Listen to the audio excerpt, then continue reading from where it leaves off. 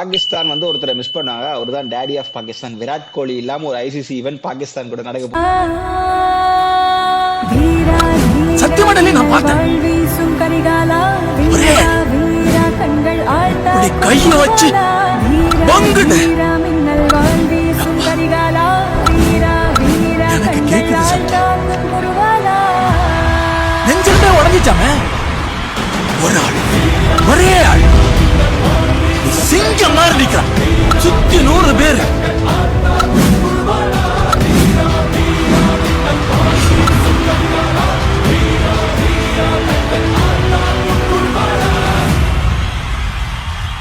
அந்த வாய்டு வந்து யாரும் ஃபில் பண்ணவே முடியாது விராட் கோலி ஃபில்ல.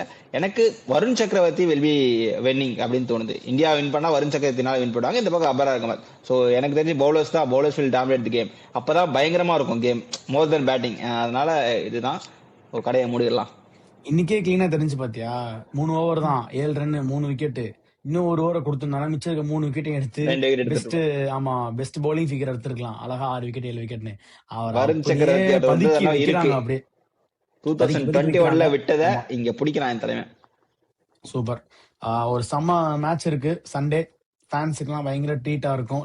வேலண்டைன்ஸ் டேக்கு அடுத்த நாள். ஸோ அப்போ நமக்கு வந்து February 15 தான் வேலண்டைன்ஸ் டே. கிரிக்கெட் லவர்ஸ் ஆன நம்மளுக்குலாம். ஸோ